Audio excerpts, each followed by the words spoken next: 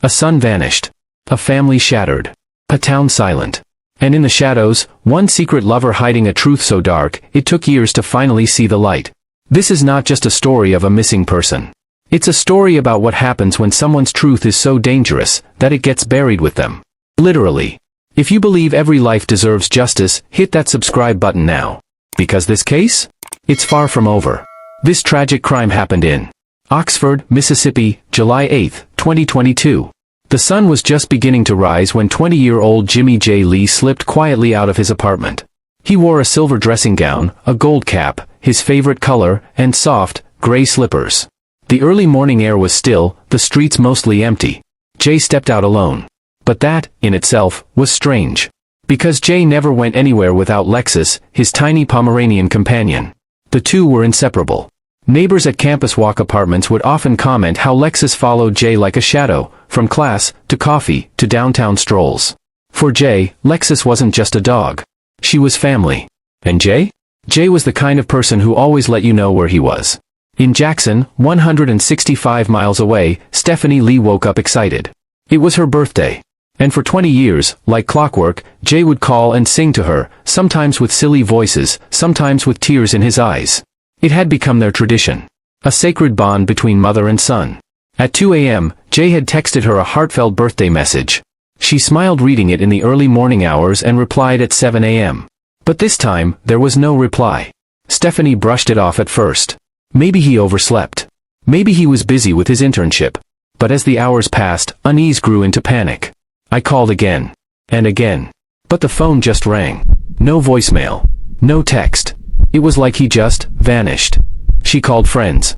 Nothing. She called Oxford police. Still nothing. Her instinct screamed, something was terribly wrong. Later that day, Jay's close friends went to check his apartment. From outside, they could hear Lexus barking hysterically. But Jay didn't answer the door. No signs of struggle. No broken glass. Just silence. Lexus was alone inside. Something Jay would never do, not for an hour, not for a day. Stephanie, now hysterical, pleaded with police to conduct a welfare check. The community, fellow students, neighbors, family, began searching, praying, hoping. But hope would begin to waver. Because Jay Lee, the vibrant, openly gay, fashion-forward young man known for his generosity, humor, and energy, had seemingly vanished without a trace. And what came next would turn this from a missing person case into a chilling spiral of deception, secrecy, and betrayal. 2 days later, Oxford police received a call from Bandit Towing. A vehicle had been impounded from the Molly Bar Trails apartment complex. It didn't belong to a resident, and had been left in a hurry, poorly parked over a curb with the wheels yanked sharply to the left. The car? A black Ford Fusion. On the rear bumper, a sticker that read, "I love my Pomeranian." On the license plate, Jay Lee. Jay's car. Inside, they found his credit and debit cards. His keyring. Personal items. But still, no phone. No sign of Jay. But Jay's car had a story to tell. Surveillance footage showed it driving toward the complex around 7:25 a.m. on July 8. But the driver? Obscured. Only Jay's fingerprints were found inside. Then came a breakthrough. Police accessed Jay's iCloud and uncovered messages from Snapchat, exchanged in the early morning hours before he vanished. The user, Red I-24. The messages were tense, flirtatious, bitter, emotional, and then, reconciliatory. You come in or nah? You trying to lure me over to beat my ass? You tripping? I ain't trying to end it like this. You're a cool person. Okay. I'll come. But only if you do something you've never done before. At 6:03 a.m., Jay sent his final message, "Open it." Investigators believe he had arrived at the home of Red I-24. He would never be seen alive again. Red I-24 was eventually traced back to an email linked to a podcast called Dirt for Diamonds. Its host? Timothy Shelton Harrington Jr. A clean-cut, church-going, soft-spoken 22-year-old from a deeply respected family in nearby Grenada. His grandfather? A pastor for over 40 years. Tim worked part-time in a moving company, helped manage rental properties, and presented himself as a model citizen. But his messages to Jay told a very different story. Because Tim and Jay weren't just acquaintances. They had been involved. Intimately. But while Jay lived openly, proudly, Tim lived in shadows. Jay Lee was known by many names, Jimmy to his family, Jay to his friends, that kid with the fierce outfits and contagious laugh, to classmates. But above all, he was loved. And he loved loudly. His social media was filled with moments of self-expression, bold fashion, infectious dance videos, affirming messages to LGBTQ+ youth. He had no reason to hide who he was. But the man investigators now suspected of luring him to his death, did. Timothy Harrington Jr. was not a name anyone had expected. When police knocked on his door, he appeared calm, respectful, even cooperative. Jay Lee? Yeah, I know him. He's just someone I met once. We're not close. But phone records, location data, and digital footprints said otherwise. Jay's best friend Keed, a 27-year-old X-ray technician, came forward early and courageously. He told investigators about a FaceTime call with Jay the morning he disappeared. Just before 6 a.m., Jay told Keed that he was going to meet someone, a romantic interest. Someone who had hurt him just hours earlier. Someone he had blocked on every platform, only to unblock later that same night. Jay said they'd been intimate earlier, but they argued. He blocked him. But then, something changed. He said the guy promised to do something he'd never done before. Jay seemed hesitant but hopeful. He just wanted to be loved. During that call, Keed heard the rumble of Jay's car engine. Saw the open sky. Heard Jay's voice fade as he said goodbye. That was the last time anyone ever spoke to Jay Lee. Investigators pulled more message logs, and what they found painted a painful portrait. Jay had been in a secret relationship with Tim for weeks, maybe months. Their conversations started flirtatious, then spiraled into tension. Jay often confronted Tim for being emotionally distant, ashamed of their connection. Jay wanted more. Tim wanted silence. At one point, Jay texted from his primary account. "You gonna pretend I was your first and your last? Just a ghost. But I was real. I meant something." He followed up with a message that cut deep. "By the way, the nude you sent was fake. And I left a little surprise on your floor. Have fun cleaning it up." After this exchange, Jay blocked Tim everywhere. But Tim wasn't done. Using a secondary Snapchat account, Red Eye 24, he reached out again, pretending to be someone new. He convinced Jay to give him one more chance. Jay agreed. And that decision may have cost him his life. While police worked the digital trail, Jay's family clung to hope. His mother Stephanie Lee appeared on the local news in Jackson, voice trembling. "Whether you're black, white, gay, straight, it doesn't matter. My son cared about people. He showed up for people. Please. If anyone knows something, come forward. Help me bring my baby home." She paused. Then whispered. "He never missed my birthday. Not once." The public rallies began soon after. At the University of Mississippi, students held vigils and demanded transparency. Signs read, "Where is Jay?" and "Justice for Jimmy Lee." His absence was not just noticed, it reverberated. Investigators pulled Tim Harrington's search history. The morning Jay was last seen, Tim Googled, "How long does it take to strangle someone?" Hours later, security footage showed Tim at a local Walmart. He walked past snacks. Past hardware. Straight to the cleaning aisle. He stood by a row of garbage bins, then moved on to purchase duct tape. He had no need for either at his apartment. Then, he disappeared for most of the day, but not off the grid. Tim's cell phone pinged across multiple remote locations outside of Oxford. In one chilling stop, video footage from his parents' home in Granada showed him wiping dirt off his tennis shoes. He walked inside and returned with a shovel and wheelbarrow. He left shortly after, and wasn't seen again until that evening. By then, he had changed clothes. Tim returned home and calmly accepted a visit from detectives. He maintained he barely knew Jay. That he hadn't seen him in weeks. That he spent the morning of July 8th jogging. But that lie didn't last long. Surveillance video caught a man in a gray hoodie and black shorts, Tim's signature outfit, jogging away from the Molly Bar Trails complex around 7:30 a.m. Minutes earlier, Jay's car had pulled into the lot and been abandoned.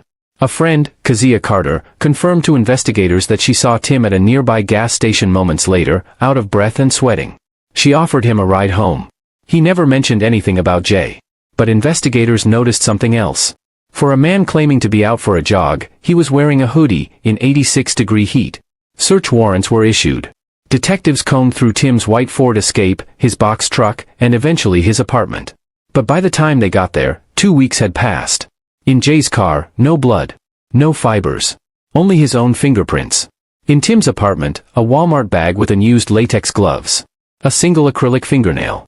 But no clear link to Jay. From the Harrington family home in Granada, they retrieved the clothes Tim had worn that day. But again, no smoking gun. No body. No blood. No confirmed crime scene. Tim Harrington Jr. was arrested and charged with second-degree murder. The community response was polarizing. Some couldn't believe it. The Harringtons were seen as a cornerstone family, moral, generous, upstanding. Others believed it was exactly that respectability that allowed Tim to hide in plain sight. Jay's loved ones watched in disbelief as the defense began its campaign, not just to defend Tim, but to put Jay's life on trial. During pre-trial hearings, Tim's defense attorney, Kevin Horan, made repeated references to Jay's sexuality, suggesting he invited danger by engaging in secret relationships. This wasn't a stable individual. He dressed up. He engaged in risky behavior. He sought out people on the down low. This was not an innocent interaction gone wrong. This was a pattern. Jay's best friend Jose Reyes was furious. Jay was never ashamed. And he never threatened people. He wasn't trying to expose Tim. He just wanted honesty. And for that, they're trying to blame him. The courtroom became a battleground not just for justice, but for identity. Jay Lee's clothes. His pronouns. His romantic life. All weaponized against his memory. Throughout it all, Stephanie Lee sat quietly in the courtroom. Sometimes alone. Sometimes with family by her side. A picture of Jay, smiling, proud, vibrant, always in her lap. "He was my only son," she once whispered to a reporter. "I won't let them erase who he was." When prosecutors asked Keed to testify, he didn't hesitate. He recounted every text, every FaceTime, every word Jay had said that night. And one warning he gave Jay, that still haunted him. "I told him. People living lies will do anything to protect them. Even kill you before they let the truth come out."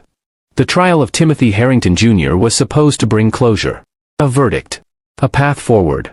Instead, it exposed a community still grappling with what it means to see, and speak, the truth.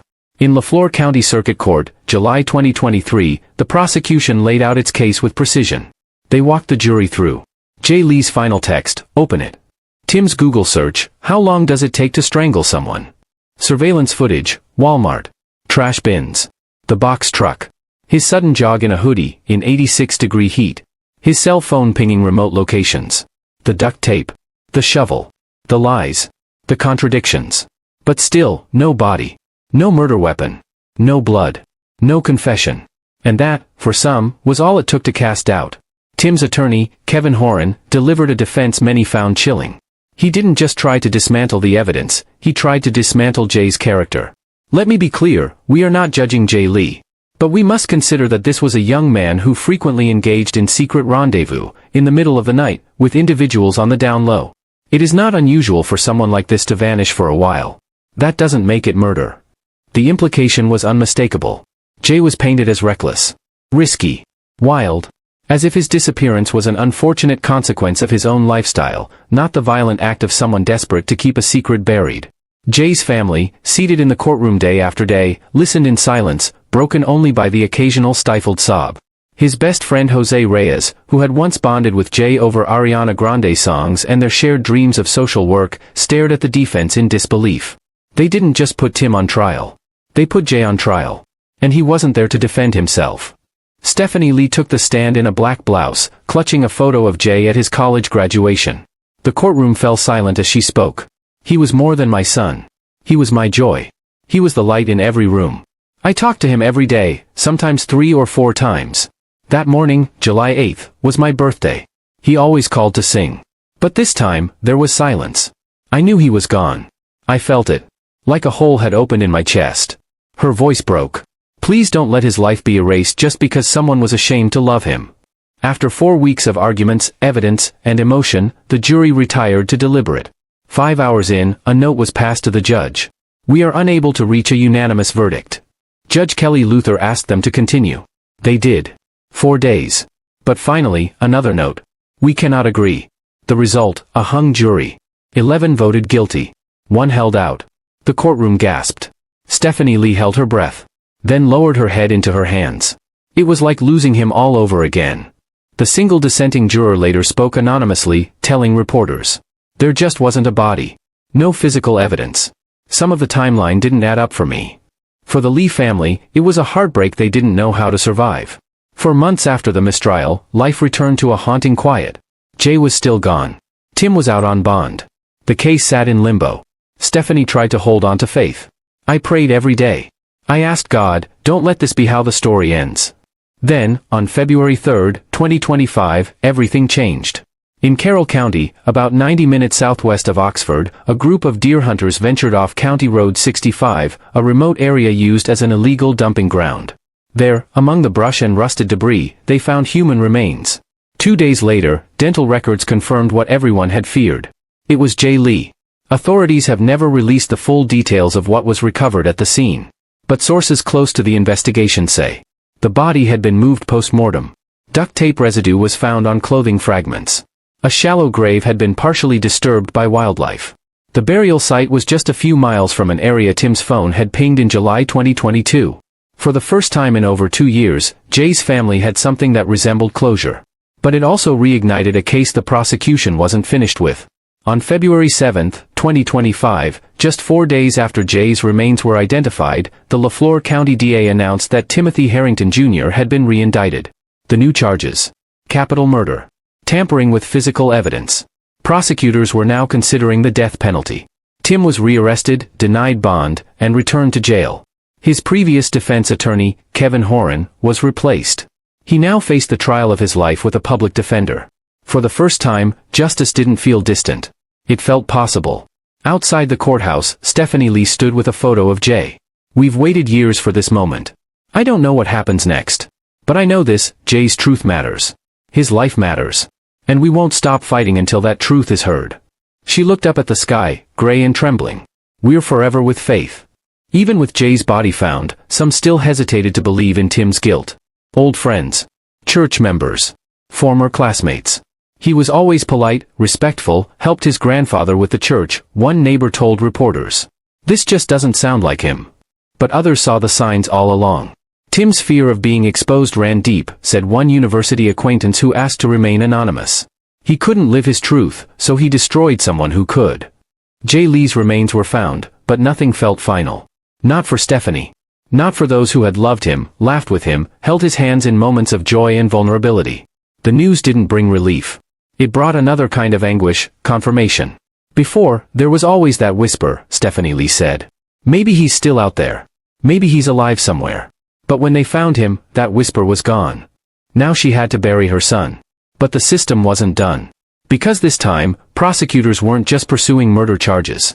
They were building a case for capital murder, with the death penalty on the table. And that decision would divide the town once again. The district attorney's office made their stance clear. This was not just a killing. It was a premeditated act. Carefully concealed. The victim's body was discarded like garbage. The defendant lied for years. This was cold, calculated, and cruel. They argued that Tim Harrington Jr. had not only lured Jay Lee to his home with false promises, he had gone to extraordinary lengths to plan, execute, and erase the crime. The digital evidence was damning. Search history: how long does it take to strangle someone? Location data: pinged miles away in Carroll County, near the burial site. Behavior: switching cars, buying duct tape, retrieving a shovel. This, they said, was not panic. It was intent. But was that enough to justify taking a life in return? In Jackson, Oxford, and Grenada, the conversation around the second trial grew louder.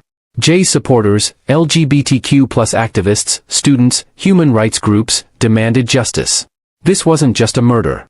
It was a hate crime wrapped in shame, said Isaiah Townsend, a local advocate. Jay died because someone couldn't live with the truth of who they were. And then they buried him. Like he was nothing. But even among supporters, the death penalty stirred unease. "We want justice, not vengeance," one protester's sign read. "Don't let hate breed more violence." Stephanie Lee was quiet on the subject, until a vigil held in Jay's memory at the University of Mississippi. Surrounded by candles, photos, and tear-streaked faces, she took the microphone. "I've never wanted anyone to die," she said. "Not even the person who took my son. But I do want the world to know what he did. I want him to look me in the eye. And I want him to say my son's name."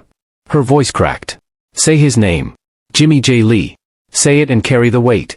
As the second trial loomed, the prosecution began to paint a broader picture, one not just of actions, but of motive.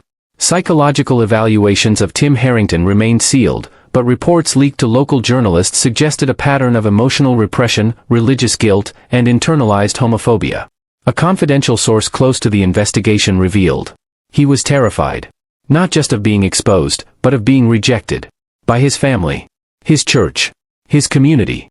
Jay represented a version of love he couldn't admit he wanted. Investigators also uncovered that Tim had used multiple fake Snapchat accounts to engage with men online, always under pseudonyms. Always deleting messages. Always afraid of being found out. Jay was the first person who had ever called him out. Who had said, "I want more. I want honesty." And that demand, that mirror, was something Tim couldn't face. So, he destroyed it. In the months between the mistrial and the re-indictment, the Lee family lived in limbo. They couldn't hold a funeral without remains. They couldn't rest without justice. Jay's father, who had remained mostly out of the public eye, gave a rare interview to WLBT Jackson. "You never think you'll be the one standing over your son's grave. You raise them, you protect them, you teach them right. And then, someone decides they don't get to live because they told the truth." He paused. "My boy was light. And that light scared people living in darkness." The prosecution, burned once before, began building what they hoped would be an airtight case. This time, they had a body. Confirmed cause of death, undisclosed to the public, but reportedly consistent with strangulation. Location data connecting Tim to the grave site. Timeline continuity from Jay's final text to Tim's bizarre Walmart trip. Testimony from Keed, Jose, Kazia, and more. They also plan to bring forward new digital evidence. Tim had reportedly searched for Molly Bar apartment complex before police had publicly announced that Jay's car was found there. He also deleted location data from his phone, which was later recovered through cloud backups. Assistant District Attorney Gwen Agnew, newly assigned to lead the case, addressed the media. "We will not let this family suffer unanswered questions. We intend to prove, without a shadow of a doubt, that Jimmy Lee was murdered. And that Timothy Harrington Jr. buried him to bury the truth." Back in Jackson, Stephanie Lee posted a picture to Facebook that went viral. It was her dining table. Empty. Except for one seat. Jay's seat. A birthday balloon hovered over it, gently swaying. A small slice of cake, untouched. Beside it, Lexus, Jay's beloved Pomeranian, staring at the door. The caption read, "This is what grief looks like. An empty chair. A dog that still waits. A mother who still whispers, 'Good night,' to someone who isn't coming home." Thousands shared it. Thousands wept. As of the latest court hearing, no official trial date has been set, but prosecutors expect proceedings to begin in late 2025. This time, with new evidence, a new strategy, and the unwavering voice of a family that refuses to let their son be forgotten. Stephanie remains committed. "Whatever they decide, life, death, prison, I just want one thing. For the world to remember that my son mattered. He was brave. He was brilliant. And he was taken from us by someone too afraid to live honestly. He was bold. He was bright. He was loved. And someone thought they could erase all of that by silencing him. But secrets don't stay buried. Not forever. And neither did Jimmy J. Lee. If you believe the truth deserves a voice, if you believe victims deserve more than silence, subscribe. Because here, we don't just tell true crime stories, we give them light. The remains of Jimmy J. Lee were laid to rest on a cold, windswept March afternoon in 2025. The service was private, but photos would later show a casket wrapped in rainbow flowers, with a framed portrait of Jay perched above it, his smile eternal, his presence radiant. Stephanie Lee sat at the front, holding tightly to Lexus, Jay's beloved Pomeranian, now nearly 2 years older but still waiting for her boy at the front door every day. There were no perfect words that day. Just the painful acknowledgement that a life so vibrant could be stolen so violently, and that justice, even now, was still pending. Jay Lee was not just another name on a court docket. He wasn't just a student, or a friend, or a son. He was a fighter, for community, for justice, for joy. He graduated early with honors. He was pursuing a master's in social work to help underrepresented communities, especially LGBTQ+ youth. He volunteered, advocated, mentored, loved. He wasn't afraid to be flamboyant. Or vulnerable. He danced in glitter and wore gowns to brunch, but also sat with classmates through depressive episodes, giving them warmth when they felt invisible. Jay made people feel seen, even when others didn't want to see him.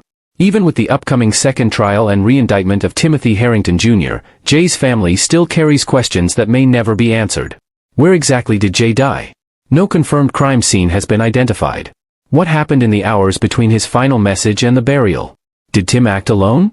Or did someone help him dispose of Jay's body? Could Jay have been saved if law enforcement responded faster to Stephanie's early pleas? These aren't just legal gaps, they're emotional wounds. Each one carries the weight of 1,000 what-ifs. The second trial will be different. This time, prosecutors have a body. They have cause of death. They have hard data tying Tim Harrington's cell phone to the remote burial site in Carroll County. They have witnesses. They have motive. They have patterns of deception and digital footprints. And most importantly, they have the voice of a community that refuses to be quiet. But justice isn't a straight road. The outcome still depends on the evidence, the jury, the presentation. Stephanie knows this. And yet, she refuses to waver. Whatever the verdict is, Jay's voice is out now. You can't erase him anymore. Timothy Harrington Jr. was a young man from a respected family. A pastor's grandson. A university graduate. A businessman. A church leader. He was also a man carrying a secret, one he was willing to kill for. Jay Lee, by contrast, lived fully and freely. And in doing so, he unintentionally exposed the fractures in those around him. His love was not dangerous. But someone else's shame turned it deadly. This is a tale not just of murder, but of identity, repression, and the devastating consequences of a world where being gay can still cost you your life. Jay Lee's name has since appeared on murals, protest signs, and t-shirts across Mississippi and beyond. Justice for Jay became more than a hashtag, it became a movement. University of Mississippi held a memorial scholarship in his name. Vigils were held on campus every year, with students lighting candles, sharing poetry, and promising to live louder, not quieter, in his honor. And Stephanie? She speaks at churches, at town halls, on podcasts and panels. Not just as a grieving mother, but as a witness to what silence can do. My son was silenced. But we won't be. We speak for him now. Jay's story isn't just about one killer, or one trial. It's about what happens when the world forces people to live in secrecy, and what that secrecy can rot into. It's about the violence of shame. It's about the failure of institutions to act with urgency, and the power of a mother who refused to stop knocking on every door. It's about a bright, young, black gay man who was bold enough to live honestly, and paid the price for someone else's fear. It's about truth, and the cost of burying it. At the end of a memorial service, Stephanie stood before the crowd, holding Jay's graduation stole in her hand. He was mine. But he was also yours. His story, his light, doesn't belong to just this courtroom or this family. It belongs to everyone who's ever been told they're too much. Too loud. Too different. Too free. She looked out at the candles flickering in the crowd. Don't just cry for Jay. Fight for the next Jay, before it's too late. Thank you for watching this story. But it's not just a story, it's a reminder. That the truth, no matter how long it's buried, always finds a way to rise. If you believe that justice matters, that every name deserves to be remembered, that no voice should be silenced just because it's inconvenient, then subscribe now. Because here, we don't just tell true crime stories. We tell the ones that were almost forgotten. Until someone demanded they be heard.